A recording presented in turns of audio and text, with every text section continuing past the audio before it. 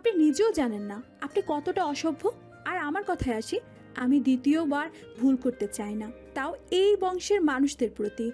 আপনার এখন পরিমেমের উপর ধ্যান দেওয়া উচিত, সে পারফেক্ট। নোভা কথা শেষ করে চাপা নিঃশ্বাস ফেলে চলে যেতে নেয়। আরহাম নোভাকে পিছন থেকে যে আঁকড়ে ধরল। নোভার বুকটা ধুকপুক করে উঠল। আপনা আপনি চোখ বন্ধ হয়ে গেল তার। আরহাম নোভার কাঁধে থুতনি ঠেকিয়ে বলল, তোমাকে ছাড়া কিছুই দেখছি না আমি। আরহাম ধমকে উঠল পরীকে আর বলল, যা বলছি তাই করো, বেশি কথা আমার পছন্দ না। পরী চমকে উঠল, মিনমিন করে বলল, আ- আচ্ছা। পরী আস্তে করে উঠে নোবাদের রুমে চলে গেল। নোবা পরীকে আসতে দেখে মনে মনে মুখ বাঁকালো।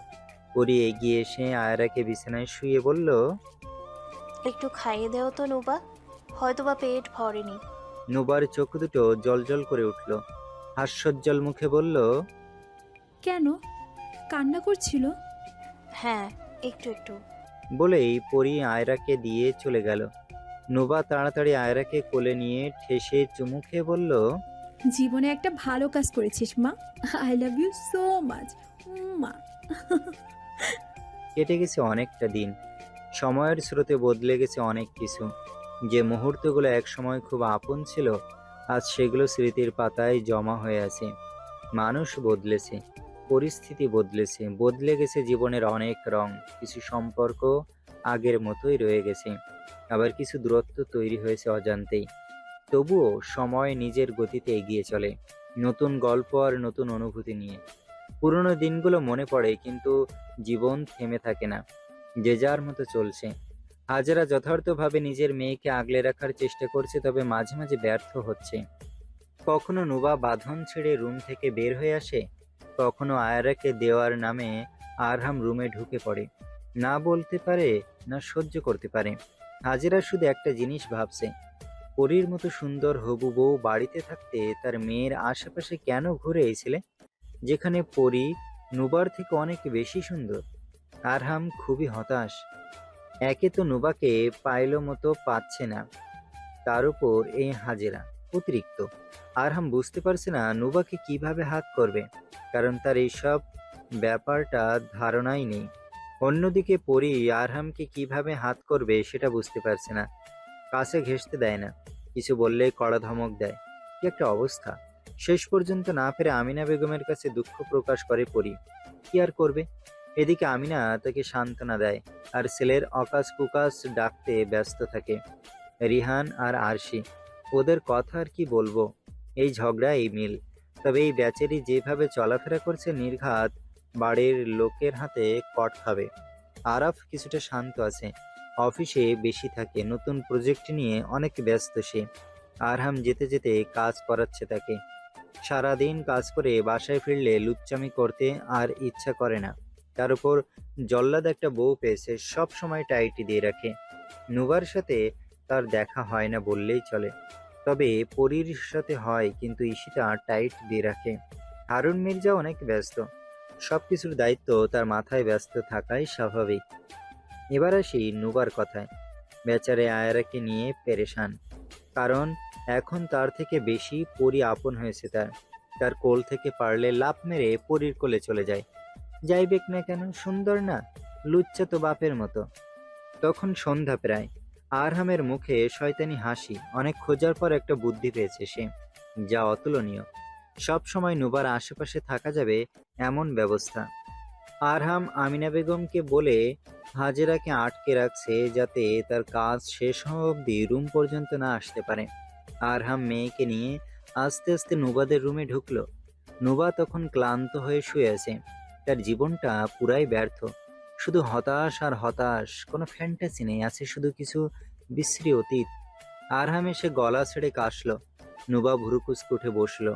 পরপর আরহামকে দেখে তার মুখ বিকৃত হলো, তবে কিছু বলার আগেই খেয়াল করলো আয়ারা তার কোলে। আয়ারাকে দেখে নুবা কিছু বলল না। আরহাম এক পলক শটান হয়ে নুবাকে দেখে তার দিকে কোনো কথা ব্যতীত একটি মোবাইলের বক্স এগিয়ে দিয়ে বলল, হুম, এটা তোমার জন্য। সেদিন ভেগেছিলাম না। আরহামের স্বাভাবিক কণ্ঠ শুনে আর হাতে মোবাইল দেখে নুবা একটু খুশি হলো, তবে উপর দিয়ে প্রকাশ না করে অন্যদিকে মুখ ঘুরিয়ে শুধালো, আম্মু বলেছে কয়দিন পর মোবাইল ঠিক করে দেবে, আর লাগবে না। আরহাম চোখ ছোট ছোট করে বলল, ও তাই নাকি? আমি তো ভাবলাম তুমি নেবে। তবে থাক। শেষ শব্দে টান দিল আরহাম। মোবাইলের বক্স সরিয়ে নিতে নিলেই নুবা খপ করে ধরে ফেলে বলল, এত করে যেহেতু বলছেন, না নিলে কি হয়?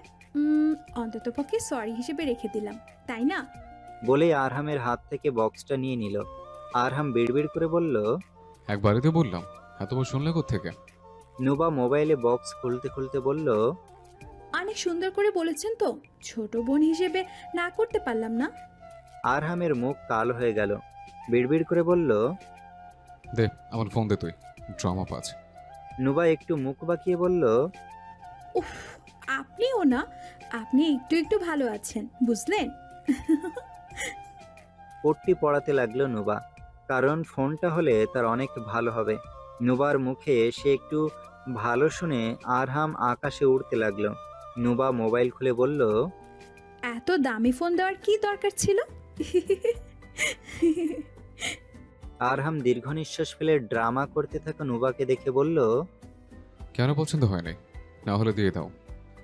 নুবা একটু হেসে বলল, বেশ পছন্দ হয়েছে। এখন মেয়েকে রেখে আপনি ফুটেন, যান যান, বাহিরে আপনার বউ অপেক্ষা করছে, একটু আগে আপনাকে খুঁজতে আসছিল। নুবা খিলখিল করে হাসছে। কতদিন পর মোবাইল পেয়েছে সে, খুশিতে আত্মহারা হয়ে গেছে নুবা। এদিকে হাজিরাকে বলেছে আমিনা বেগম মোবাইল দিয়েছে, তাই হাজিরা কিছু বলেনি। আরহাম রুমে যেয়ে নিজের মোবাইল চেক করলো। মেয়েকে বিছানায় শুয়ে কোনো একটা এপে ঢুকতেই নুবার চেহারা ভেসে উঠল। চালাক আরহাম নুবার মোবাইলের সাথে নিজের মোবাইলকে একটা অ্যাপ দ্বারা কানেক্ট করেছে। এখন নুবার ক্যামেরা দিয়ে সে তার মোবাইলে সব পর্যবেক্ষণ করতে পারবে, এমনকি ভয়েসও শোনা যাবে। এদিকে নুবা মোবাইল অন করে অবাক হলো, ফুল 100% চার্জ, সাথে প্রয়োজনীয় জিমেইল থেকে শুরু করে সব খোলা। নুবার একটু সন্দেহ হলো, নতুন মোবাইল এমন থাকে বুঝি? পরপর আবার ভাবলো হয়তোবা দোকান থেকে কেনার সময় সব সেটিং করে দিয়েছে। নুবা একগাল হেসে মোবাইলের নেট কারেন্ট করলো। পরপর বিড়বিড় করে বলল, খচ্চরটা লুচ্চে হলেও ভালো আছে। বুঝলাম না ওই বুইরা ব্যাটা কি ভেবে আমাকে এটা দিল, এতদিন তো খবরও ছিল না। পরপর একটু ভেবে বলল, হয়তো সরির গিফট হিসেবে। যাক্কা, আমার কি, টাকার বাস গেলে ওনার গেছে। অতঃপর নুবা একটু গালিও দিল আরহামকে, কারণ কত থাপ্পড় মেরেছে সে, আজকে সব শুধিয়ে দিল। গালির সাথে একটু ভালো মন্দ মিলিয়ে বলল, অন্যদিকে আরহামের মুখ কালো হয়ে গেছে। কত বড় ব্রিটিশ এই মেয়ে, তার মানে তার অগোচরে তাকে এইসব বলে। আরহাম মোবাইল অফ করে দীর্ঘ নিঃশ্বাস ফেলে বলল, তোকে যদি আমি না বুঝিয়েছি আমি বড় না কি মিনি হাতি? এভাবে চলতে থাকলে যেন দিন আর পার হবে না যেন। সন্ধ্যা প্রায় পড়ে গেছে, তাও পরি হালকা ভাজা পুরি নিয়ে আরহামের রুমে ঢুকলো। আরহাম কোনো একটা জরুরি কাজে ব্যস্ত ছিল। হঠাৎ রুমে কেউ প্রবেশ করার বিরক্ত নিয়ে সামনে তাকিয়ে পরীকে দেখে আরো বিরক্ত হয়ে বলল, হ্যাঁ, তুমি জানো না কারো রুমে ঢোকার আগে পারমিশন নিতে হয়? হ্যাঁ, জানো না তুমি? সাধারণ জ্ঞানটুকুও নেই। পরি আরহামের এরকম ধমকে কিছুটা কেঁপে উঠে বলল, সরি, আমি বুঝতে পারিনি। আরহাম উঠে দাঁড়িয়ে বলল, কতদিন বলতে হবে এই কথা? কতদিন? পরি মাথা নিচু করে খাবারের প্লেটটা চেপে ধরে বলল, আস্তে কথা বলুন, আয়ারা ভয় পাবে। আরহাম এগিয়ে এসে পরির হাতের হালকা খাবার ঠাস করে ফ্লোরে ফেলে দিল। রাগী কণ্ঠে বলল, আমাকে জ্ঞান দিবি তুই? আমার মেয়ের কি হলো না হলো এটা কি তোর দেখার বিষয়? পরি ছলছল চোখে আরহামের দিকে তাকিয়ে বলল, কয়দিন পর বউ হব আপনার, আয়ারার মা হব, তো ওর বিষয়ে আমি ছাড়া কে চিন্তা? আরহাম এগিয়ে এসে পরির গাল চেপে ধরে বলল, বউ হোসনি তো? তুই কি মনে করিস তোর এই ধবধবে শরীরের রং দেখে আমি পড়ে যাব? কত চিপ মেন্টালিটি তোর! আমার পুরুষ তো তোর এতটাই ঠনকা মনে হয় রে? পরির চেয়ে রইল আরহামের দিকে। এক চোখ বেয়ে পানি গড়িয়ে পড়ল। এই লোকটা এখানে আসার পর থেকে কোনোদিনও ভালো ব্যবহার করেনি। সমস্যা কি এই লোকটা? আরহাম পরীকে কাঁদতে দেখে ছেড়ে দিল। পরীর ফর্সা মুখ লালা হয়ে আছে। পরী কম্পিত কণ্ঠে বলল, আমি জানি না কেন আপনি আমাকে দেখতে পারেন না, যেখানে আমাদের বিয়ের ডেট নির্ধারিত হয়ে আছে। আমি চেষ্টা করছি আপনার মনের মতো হওয়ার। আপনি বুঝতে পারবেন না আমার ভিতর কি চলছে, না বলতে পারবো আর না কিছু করতে। আমি অসহায়ের মতো এখানে এসেছি শুধু একটা ভরসা ভরা হাতের জন্য, তাই এখানে পড়ে আছি। না হলে আমার মা বাবা এত নিচু মনোভাব না যে আমাকে বিয়ের আগে এখানে পাঠিয়ে দেবে। পরী ঠোঁট চেপে কেঁদে উঠল। পরপর থেমে বলল, আমি কতটা অসহায় আপনি ভাবতেও পারবেন না। নিজেকে বাঁচানোর জন্য এখানে পড়ে আছি। কতটা জুলুম। পরী আর বলতে পারল না, গলায় শব্দ আটকে গেল তার। পরপর আরহামের দিকে কিছুটা এগিয়ে যেয়ে ঠিক তার মুখ বরাবর মারা উঁচিয়ে তাকিয়ে বলল, আমি বাঁচতে চাই, তবে আমাদের ক্ষমতা নেই, টাকা নেই, অমানুষের সাথে লড়াই করার শক্তি নেই। ঘরে একটা ছোট বোন আছে। আমি চাই না আমার জন্য তার কোনো ক্ষতি হোক বা আমার পরিবারের উপর এইসবের প্রভাব পড়ুক। আমি আমি খুব অসহায় আরহাম, আপনি সেটা আন্দাজও করতে পারবেন না। বলতে বলতে পরী আরহামের বলিষ্ঠ বুকে ঠাঁই নেওয়ার চেষ্টা করলো। এই মুহূর্তে তার একটা ভরসার হাত খুবই দরকার। কেউ যদি জানতো প্রতি রাত সে কিভাবে অসহায়ের মতো জেগে থাকে, নিজের সাথে নিজে লড়াই করে, কখন কে কোথা থেকে তাকে টেনে হিঁচড়ে নিয়ে গেল, এই ভয়ে ফুপিয়ে ফুপিয়ে কাঁদে, কেউ বুঝবে না। এইসব জানলে সবাই তাকে ধিক্কার জানাবে, ঘৃণা করবে, ভালো চোখে দেখবে না কেউ। তাকে সমাজ থেকে আলাদা করে দিয়ে বললে, 2 থেকে 3 দিন এক পরপুরুষ তোমাকে তুলে নিয়ে যেয়ে রেখেছে, কিছুই নাই করেছে, তবে শুধু পরেই জানে তার সাথে কি হয়েছিল, যা সে এখনো ভুলতে পারেনি। দুইজন যখন অনেক কাছাকাছি, পরী কেবল অন্যমনস্ক আরহামের বুকে মাথা রাখবে রাখবে এমন অবস্থা, তখনই দরজা ভেদ করে নুবা হাস্যোজ্জ্বল মুখ নিয়ে রুমে প্রবেশ করলো।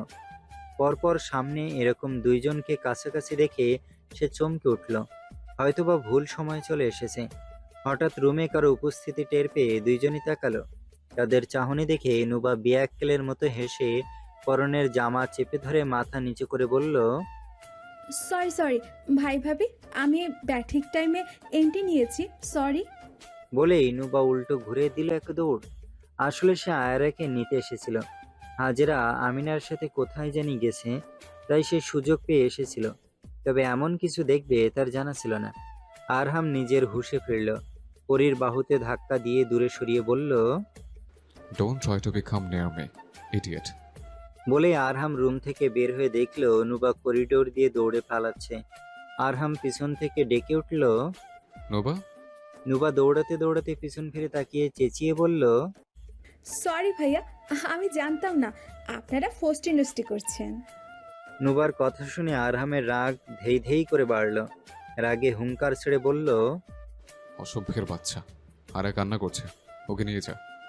নুবা কথা শুনে সিল্প কাটল। একটু থেমে আয়রার লোভ সামলাতে না পেরে গাড়ি পিছন দিকে ঘুরিয়ে বাচ্চাদের মতো দৌড়ে ফিরে আসলো। হাঁটুতে 2 হাত দিয়ে ভর করে নিঃশ্বাস ফেলে বলল, দেন আমি ওকে নিয়ে চলে যাই, তারপর আপনারা লুতুপুতু করিয়ে, আমি একটুও ডিস্টার্ব করব না। নুবার মুখে দুষ্টুমির হাসি। আরহামের মেজাজ খারাপ হলো। তার মানে এই মেয়ের মনে এখনো পর্যন্ত সে তার জন্য এক বিন্দু অনুভূতি তৈরি করতে পারেনি। আরহাম কিছু না ভেবেই ঠাটি একটা চড় মারল নুবাকে। নুবার মাথা ঘুরে উঠল। কিছু সময় চড় খেয়ে স্তব্ধ হয়ে থেকে পরপর মুখে কালো মেঘ জমিয়ে কাতর কণ্ঠে বলল, আয়রাকে দিবেন বলে ডেকে চর বসিয়ে দিলেন, হে কেমন বিচার।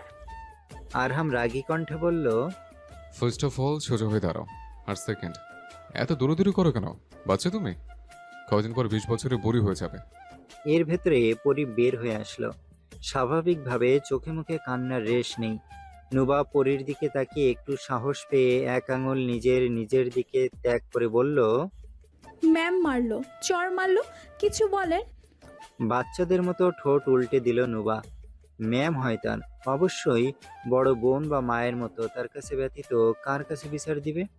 সেই তো আছে যে আরহামকে সোজা করতে পারবে, ঠিক আরাফের মতো। আরহাম নুবাকে সারপ্রাইজ হিসেবে আর একটা থাপ্পড় মেরে রাগে হাঁসফাঁস করে বলল, ও কি বিচার করবে? হ্যাঁ, পরি ওখানে দাঁড়ালো না, পাশ কাটিয়ে নিজের রুমে চলে গেল। বুক ফেটে যাচ্ছে তার। সে বারবার ব্যর্থ হচ্ছে। কেন যে এই মানুষটা তাকে দেখেও গলছে না কে জানে। পরি যেতেই আরহাম নুবাকে হাত ধরে টেনে রুমে নিয়ে গেল, যে কিনা দুই গালে হাত দিয়ে দাঁড়িয়ে আছে। এত বড় অপমান! এই নিয়ে পরীর সামনে 3টা থাপ্পড় দিল। এই শোধ নুবা তুলবেই। আরহাম নুবাকে রুমে আনতেই নুবা রাগী কণ্ঠে বলল। আজ চাচু আসুক, বিনা কারণে আমাকে। পরপর নুবার ঠোঁট 2 আঙুল দিয়ে চেপে ধরল আরহাম। নুবার কথা ছুটে গেল। আরহাম ঠোঁট প্রায় ছিঁড়ে ফেলবে এরকম উপক্রম। নুবা ব্যথায় কোকিয়ে উঠল। আরহাম ঠোঁট ছেড়ে দিয়ে বলল। Talk less. I don't like talking so much. Nuba নাকের পাঁঠা ফুলল, ফ্যাডার মতো শটান হয়ে চলে যেতে লাগলো। আরহাম নুবাকে টেনে ধরে দেয়ালের সাথে চেপে ধরল। পরপর একদম শান্ত কণ্ঠে বলল। কি শাস্তি দিতে চাও? মুখ দিয়ে বলো শুধু, আমি মাথা পেতে নেব। নুবা চোখ বড় বড় করে তাকিয়ে বলল। লুচ্চা বেটা, বউর সাথে রোমান্স করতে দেইনি দেখে কি আমাকে থাপ্পড় মারবেন? আর এভাবে অসভ্যদের মতো দেয়ালে চেপে টেপে ধরেছেন কেন? হ্যাঁ, আমি কিন্তু আপনার ছোট বোনের মতো, তাই আপনি। আরহাম নুবাকে ধমকে উঠে বলল। জাস্ট শাট আপ, নাহলে মুখ ভেঙে ফেলবো। অভদ্র আর লুচ্চামার দেখেছো কি তুমি? হ্যাঁ, যদি তেমনই হতাম তবে সেদিন ওয়াশরুম ছেড়ে দিতাম তোমাকে। নুবা দেয়ালের সাথে চিপকে যেয়ে বলল। ছাড় বলছি, না হলে চাচার কাছে যে।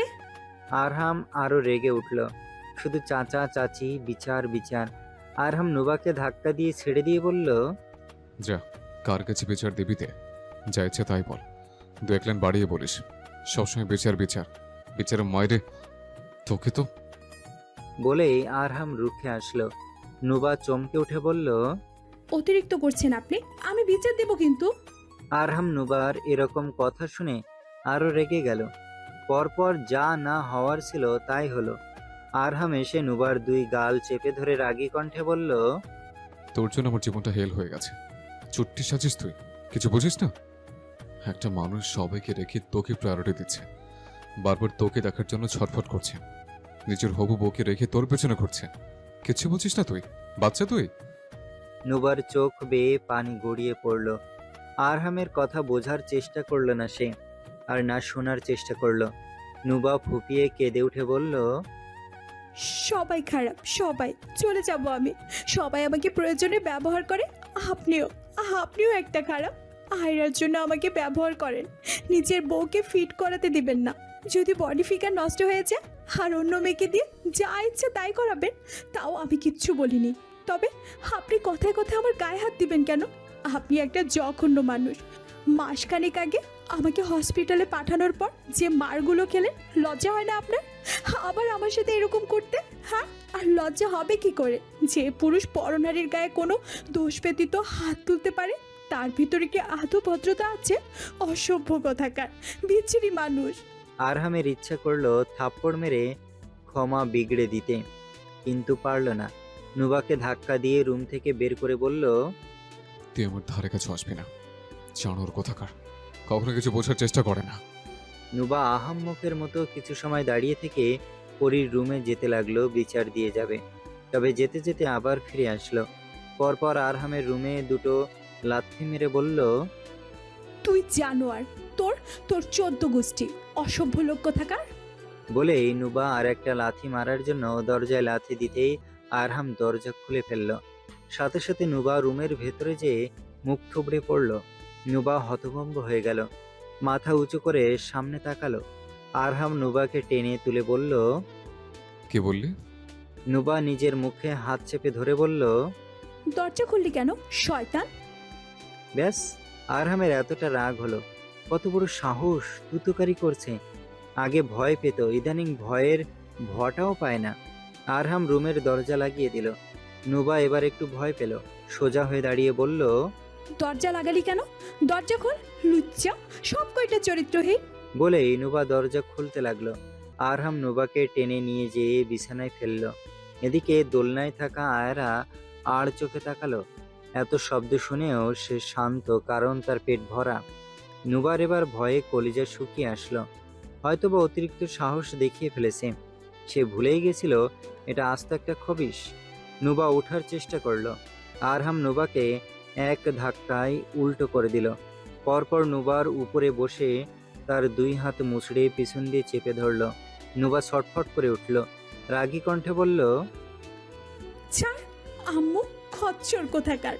একটা মেয়ে মানুষের শরীরের উপর বসিস, লজ্জা লাগে না? লুচ্চা, পরিমেমের কাছে সব বলে দেবো আমি। আম্মু।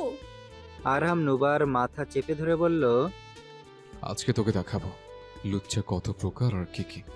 নুবার গলা শুকিয়ে আসলো। এই লোকটা অতিরিক্ত করছে। নুবার আগে গজগজ করে বলল, কুত্তার বাচ্চা। নুবার মুখ দিয়ে গালি শুনে আরহাম আরো তেতে উঠল। ফট করে নুবার সুতির ড্রেসে হাত দিল। নুবা হতভম্ব হয়ে গেল। আরহাম রাগী কণ্ঠে বলল, তুই তো করে করিস তাই না? আমি কুত্তার বাচ্চা? কুকুর তো কামড় দেয়, দেবো একটা? নুবা বিচলিত হয়ে বলল। না না। আরহাম নুবার ড্রেসের চেইন ধরে বলল। বেয়াদবি করবে? নুবা মাথা নাড়িয়ে বলল, না, ছেড়ে দেন ভাইয়া। আর কখনোই এমন করব না, কখনোই না। আরহাম নুবার চুলের মুঠি ধরে বালিশের সাথে দিল এক ডুয়া। পরপর বালিশে মুখ চেপে ধরল তার। নুবা চাপা কণ্ঠে বলল, আর বলবো না, আর বলবো না। ছেড়ে দে মা, কেঁদে বাঁচি। আর কখনো বলবো না।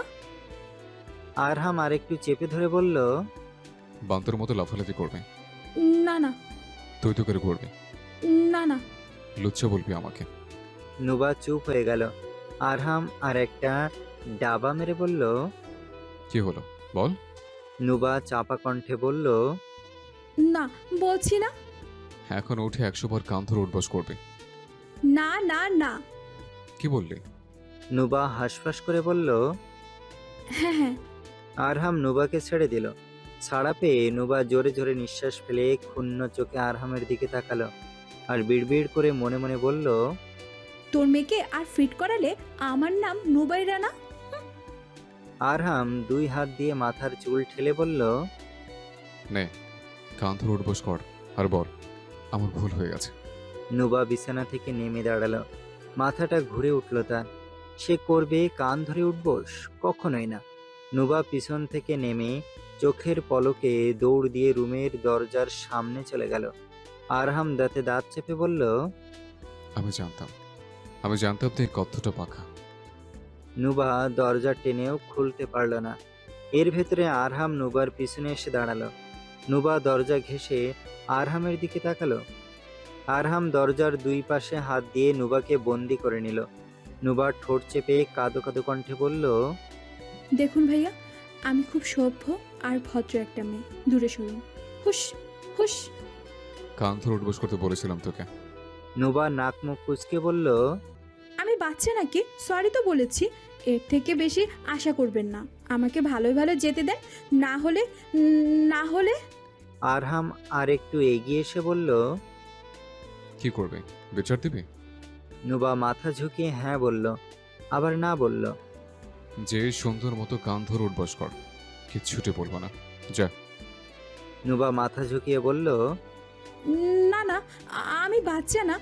বেশি বেশি করলে আয়রাকে দুধ দিব না বলে দিলাম। আরহাম কটমট করে বলল, তুই আমাকে থ্রেট দিচ্ছিস? হ্যাঁ দিচ্ছি, আমাকে যেতে দিন না হলে।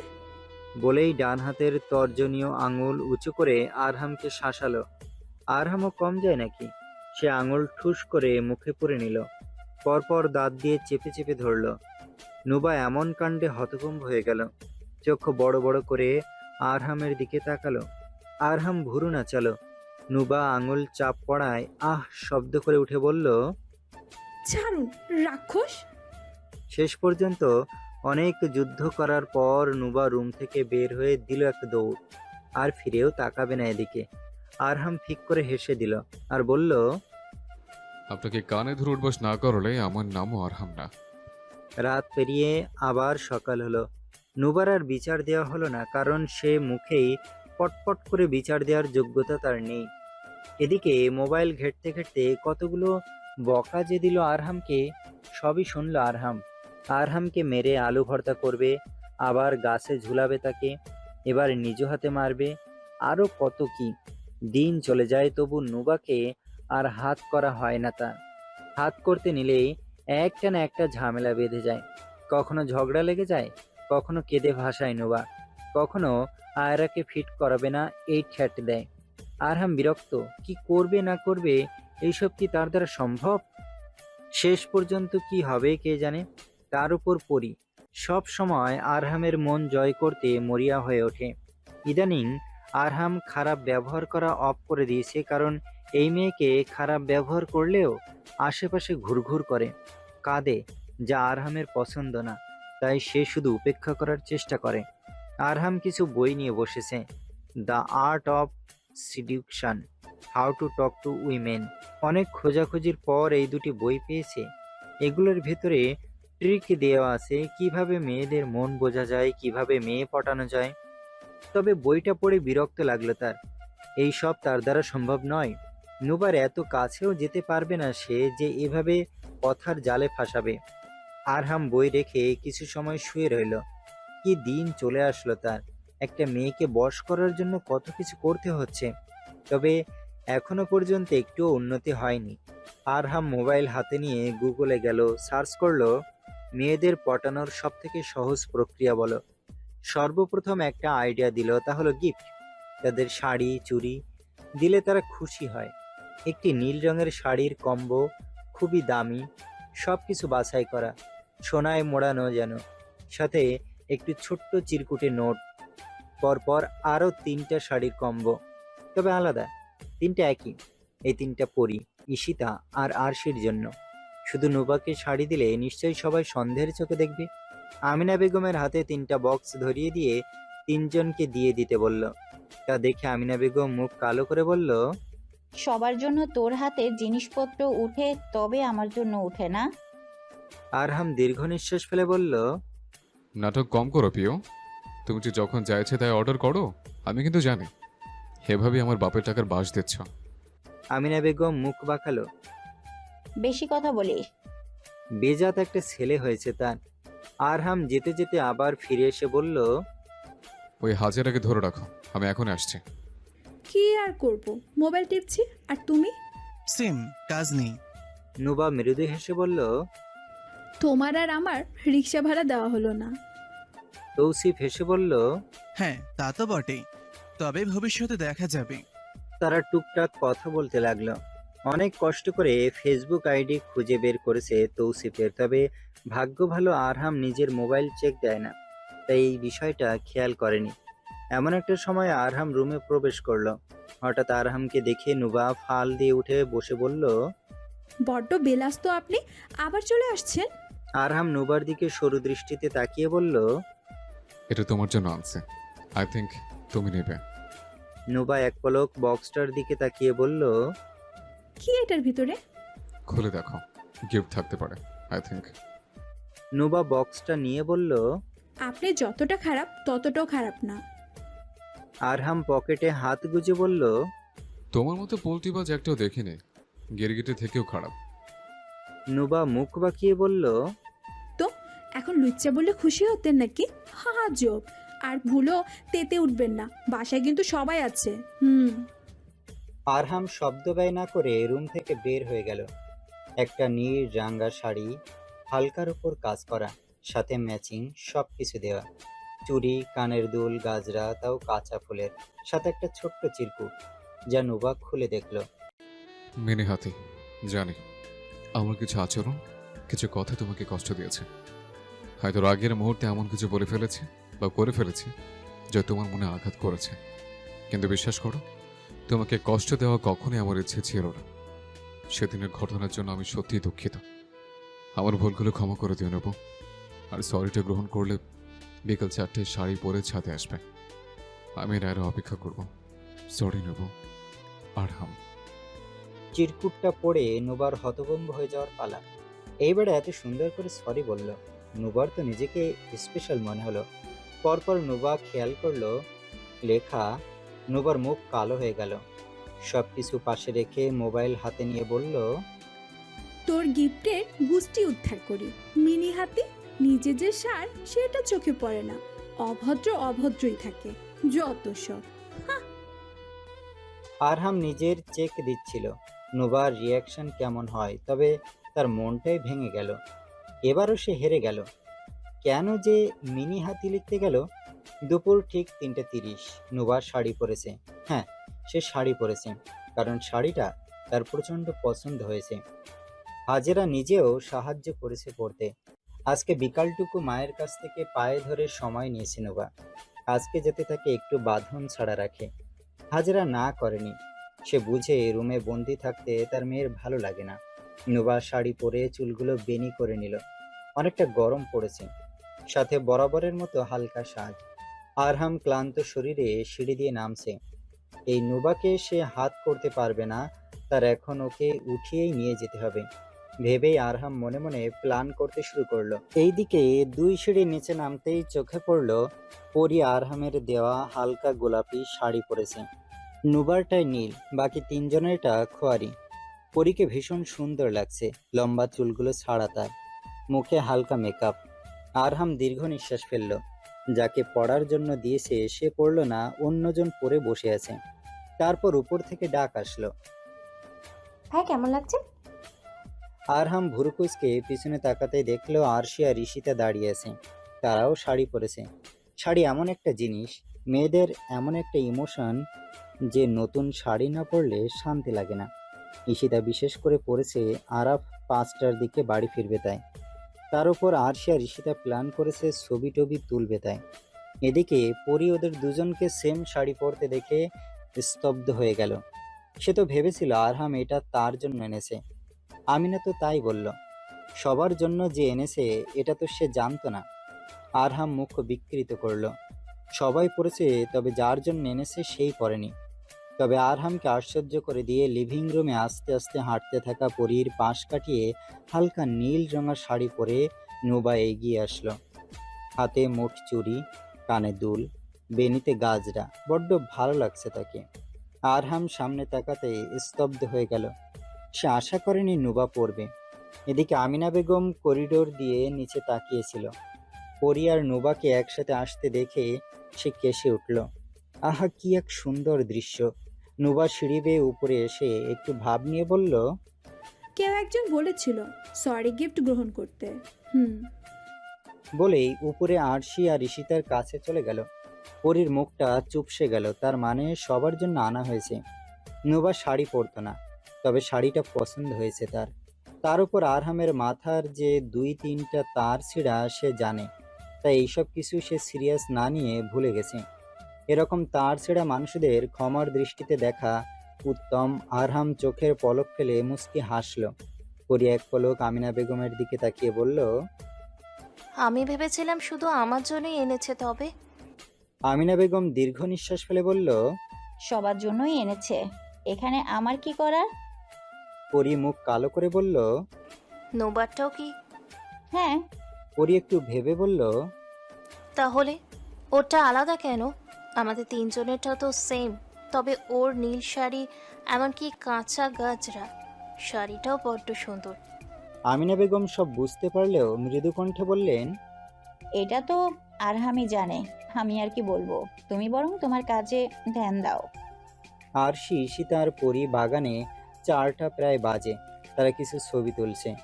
নুবা বলেছে একটু পরে আসবে সে। আরহাম ছাদের রেলিং ঘেঁষে দাঁড়িয়ে আছে।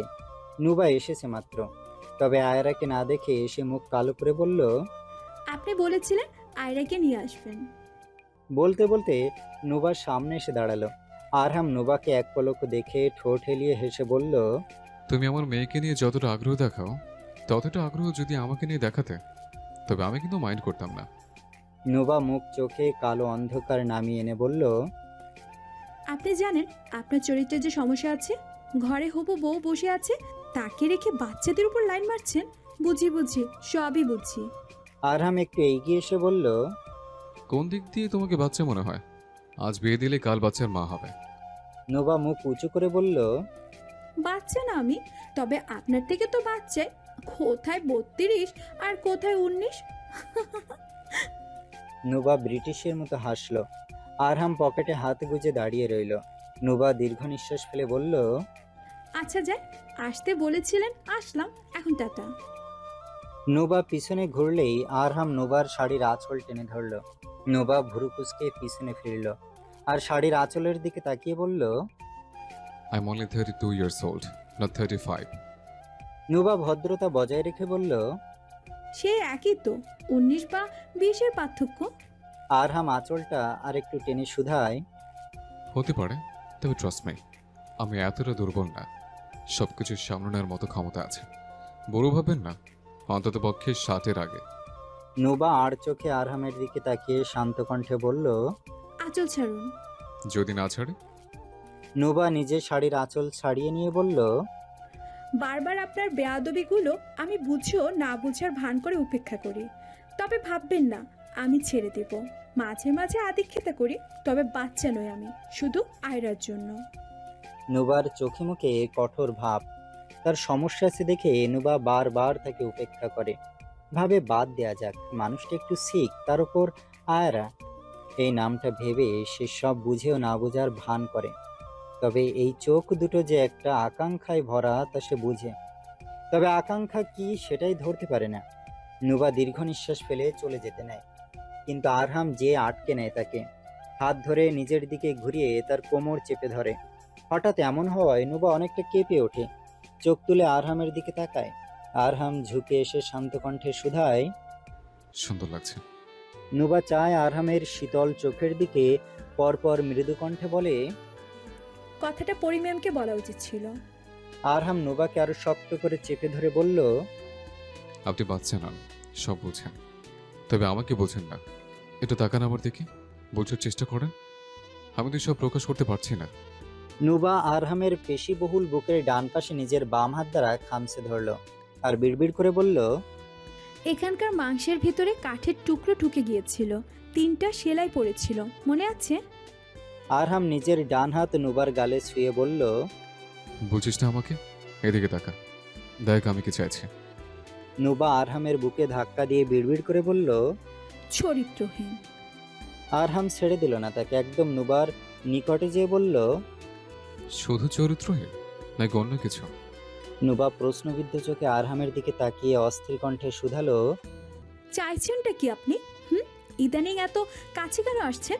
এটা কি যথার্থ? এগুলো আমার সাথে মানায় না। পরি। আরহাম নুবার নড়তে থাকা ঠোঁট চেপে ধরে বলল। চুপ, বুঝে নাও, বুঝে নাও নবু। আরহাম উত্তেজিত, বিচলিত হয়ে বলল কথাটুকু। নুবা চেয়ে রইল, তবে বিশ্বাস করতে পারল না, কারণ সে কাউকে বিশ্বাস করে না। নুবাকে এভাবে তাকিয়ে থাকতে দেখে আরহাম অনেকটা এগিয়ে এসে বলল। বুঝতে পারো নবা, ট্রাস্ট মি, আমি তোমাকে খুব ভালো রাখবো। আরে নো ওয়াই, কাউকে আমার এরকম ভাবে ভালো লাগেনি, কিন্তু তোমার লেগেছে, তুমি বুঝতে পারছো। নুবা চোখ টিপ টিপ করে উঠল। নুবাকে এরকম নির্বাক হয়ে তাকিয়ে থাকতে দেখে আরহাম এগিয়ে গেল অনাকাঙ্ক্ষিত এক উদ্দেশ্যে। তার মনে জ্বলন্ত আগুন নিভে গেছে, মনে হচ্ছে সে বাজি মেরে ফেলেছে। তবে সবকিছু কি এতটাই সহজ? আরহাম যখন নুবার কোমল ঠোঁটের একদম নিকটে এগিয়ে আসলো, নুবা ফট করে মুখটা সরিয়ে নিল, তাকে ঠেলে নিজের থেকে দূরে সরিয়ে দিল। আরহাম শুকনো ঢোক গিলল। ইস, একটুর জন্য মিস হয়ে গেল। এই মেয়েটা এমন সময় সরে গেল। উফ। নুবা সরে দাঁড়িয়ে দীর্ঘ নিঃশ্বাস ফেলে বলল। আপনি নিজেও জানেন না আপনি কতটা অসভ্য। আর আমার কথায় আসি, আমি দ্বিতীয়বার ভুল করতে চাই না, তাও এই বংশের মানুষদের প্রতি। আপনার এখন পরিমেমের উপর ধ্যান দেওয়া উচিত, সে পারফেক্ট। নুবা কথা শেষ করে চাপা নিঃশ্বাস ফেলে চলে যেতে নেয়। আরহাম নুবাকে পিছন থেকে যে আঁকড়ে ধরল।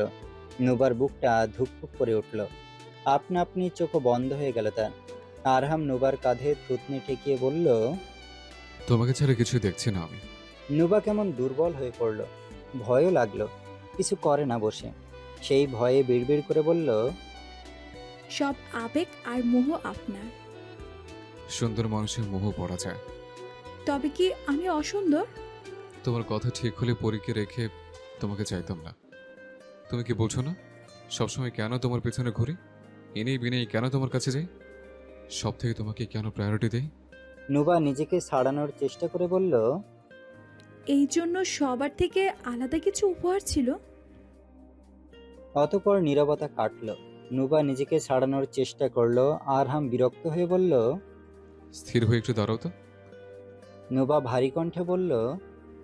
পরপুরুষ হয়ে এভাবে আচরণ করছেন, আপনার কি মনে হয় এতে সবাই সায় দেবে?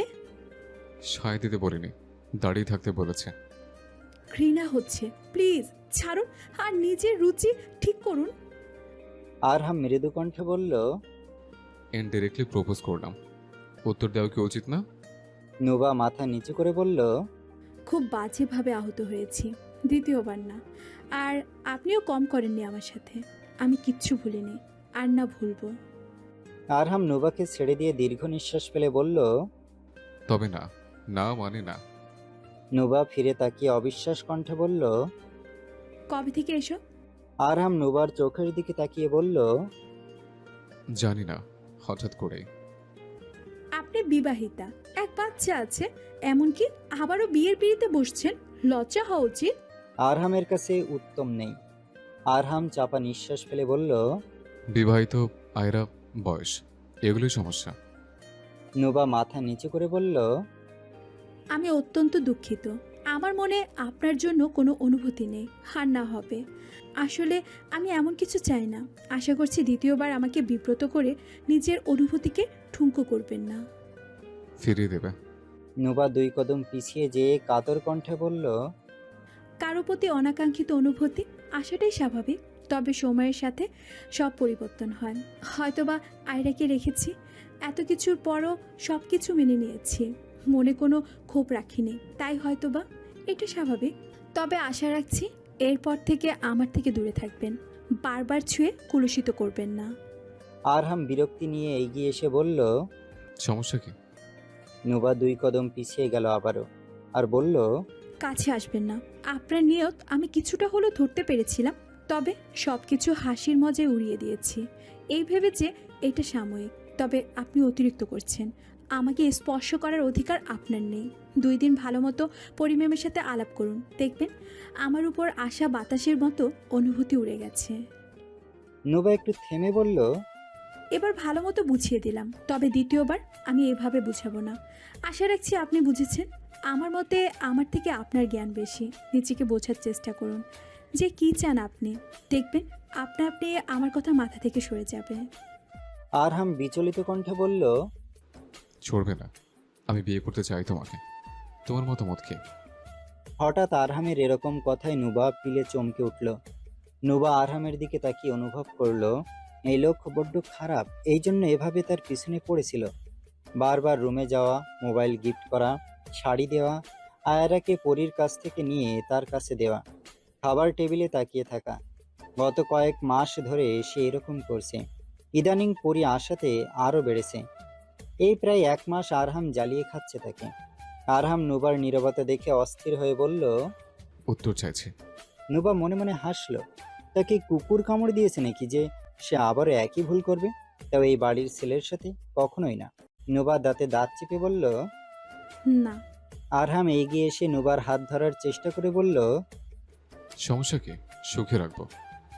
নুবা হাত সরিয়ে নিয়ে বলল। পুরো সমস্যাটাই আপনি। আরহাম আবারও এগিয়ে এসে বলল।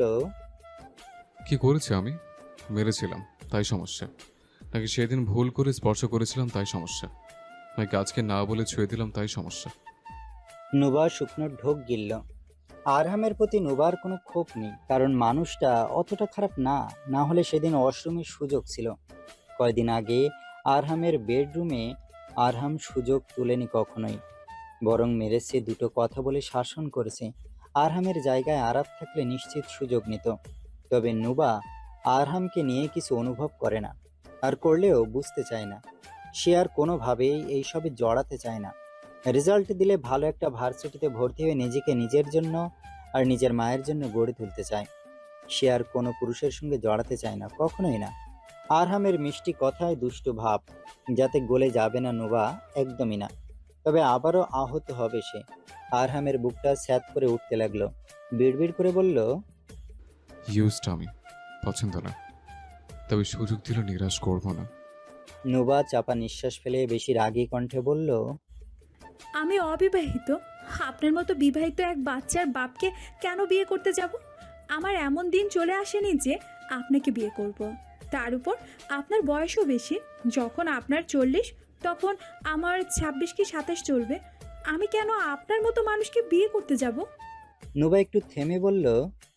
আয়রাকে আমার ভালো লাগে, তাই বলে এই না যে আপনাকে বিয়ে করে পার্মানেন্ট ওর মা হয়ে যাব। বাচ্চা কার না ভালো লাগে, সবার মতো আমারও লাগে। তবে ও আমার বুকের দুধ খায়, তাই অন্যের কোলে দিলে একটু ঈর্ষা হয়, কারণ ও তো আমার না, আর না আমার থাকবে। কয়েকদিন পর পরিমেম নিয়ে নেবে, তা চিন্তা করে আমার খারাপ লাগে। এর থেকে বেশি কিছু না। আমি চাই না বাড়ির মানুষ এই সব যেন এখানেই থেমে যান। নুবার কথা শুনে আরহামের বুকটা ফেটে উঠল। কেমন জানি কষ্টগুলো গলার কাছে এসে আটকে গেল। তবু অনেক কষ্ট করে বলল, তার মানে আয়রাকেও তুমি ভালোবাসো না?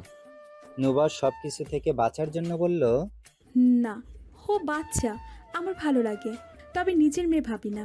ওর জায়গায় অন্য কেউ হলেও আমি এরকমই করতাম। আরহাম ভাঙা কণ্ঠে বলল। রিজেক্ট করলে?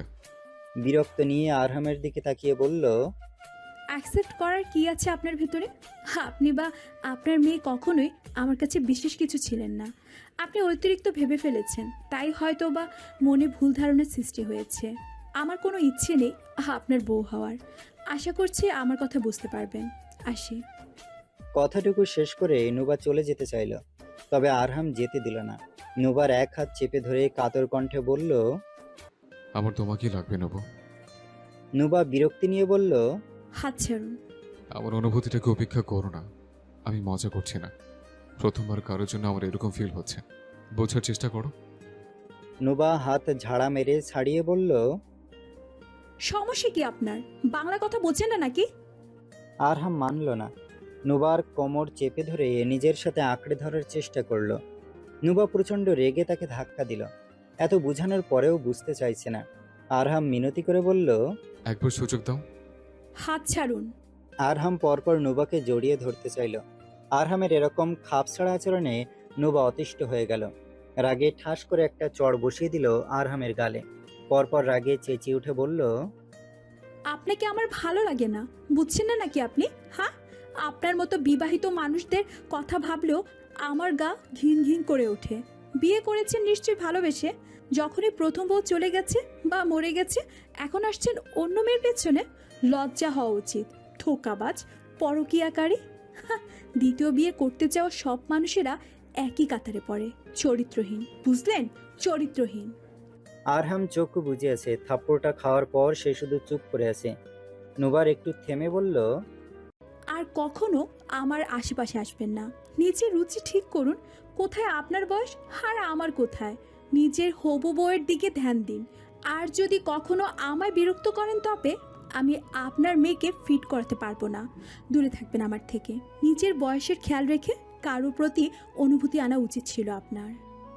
আরো কয়েকটা কথা বলে নুবার শাড়ির আঁচল ধরে প্রায় ছুটে চলে গেল। আরহাম চোখ বন্ধ করে নিল।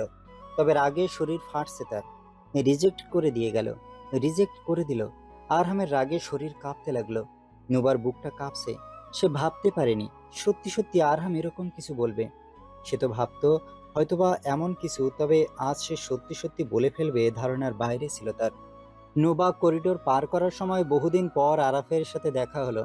তাকে দেখে নুবার আরো রুহু উঠে গেল এই পরিবার থেকে, বিশেষ করে এই বাড়ির ছেলের উপর থেকে। নুবা পাশ কাটিয়ে চলে যেতে নিলেই আরাফ শয়তানের মতো বলল। বাহ, কতদিন পর দেখা, তাও এই রূপে। দারুণ লাগছে। চল আজকে বাস। ঠাস করে আরাফের গালে আর একটা থাপ্পড় পড়ল। নুবার এমনিতেই কেমন রাগে শরীর ফাটছিল, তার উপর আরাফের কথা। আরাফ হতভম্ব হয়ে গেল। নুবা দাঁতে দাঁত চেপে বলল। মুখের জবানে লাগাম টান জানোয়ার। তোর ভাগ্য ভালো আমি এখনো মুখ খুলিনি, তাই এবার থেকে সাবধানে থাক, কারণ তোকে জোতা পেটা করতে আমার 2 মিনিটও লাগবে না। আরাফ নুবার দিকে রাগী চোখে তাকালো। পরপর থাপ্পড় মারার প্রতিশোধ নিতে রাগে নুবার গলা চেপে ধরল। ছোট্ট দেহের নুবা ছটফট করে উঠল। আরাফ রাগী কণ্ঠে বলল। মাগি, বেশি সাহস হয়েছে না? নুবার রাগে হাত লম্বা করে আরাফকে খামছে ধরল। হঠাৎ এমন হয় আরাফ নুবাকে ছাড়তে বাধ্য হলো। নুবা ফ্লোরে পড়ে কাশতে শুরু করলো। আরাফ রাগে আবারও এগিয়ে এসে নুবার চুলের মুঠি ধরে বলল। বিয়ে করিনি তাই বিকার উঠছে, তাই না? তোর যোগ্যতা আছে আমার বউ হওয়ার? তোর মতো মেয়ের সাথে যে প্রেম করেছি, এটাই তো অনেক। আবার বিয়ে করার স্বপ্ন দেখিস? যোগ্যতা আছে তোর? নোবা নাক মুখ কুঁচকে নিল, চোখের কার্নিশ বেয়ে পানি গড়িয়ে পড়ল। রাগে হাঁসফাঁস করে বলল, তোর মতো জানোয়ারকে বিয়ে করব আমি? কখনোই না। এর ভেতর কারো পায়ের শব্দ হলো, যেন রুম থেকে বের হচ্ছে কেউ। আরাপ নোবাকে ছেড়ে দিল। আরাপ ছাড়তেই নোবা কোনো মতে উঠে ছুটে চলে গেল। আর সেই রুম থেকে বের হয়ে বাঁকানো করিডোর পার করে আরাপকে দেখে স্বাভাবিক কণ্ঠে বলল, আচ্ছা, তো তাড়াতাড়ি আসলে যে ভাইয়া? আরাপ কোনো মতে বলল, ঈশিতা কোথায়? ভাবি তো বাগানে। যে বল আমি আসছি। আর সে মাথা নেড়ে সরে গেল। মুখে ঘৃণার ভাব ফুটিয়ে বলল, ছি। আর সে সবই শুনেছে। করিডোরের অন্য পাশে দাঁড়িয়ে কান পেতে শুনছিল সে, তবে না জানার মতোই থাকবে সে।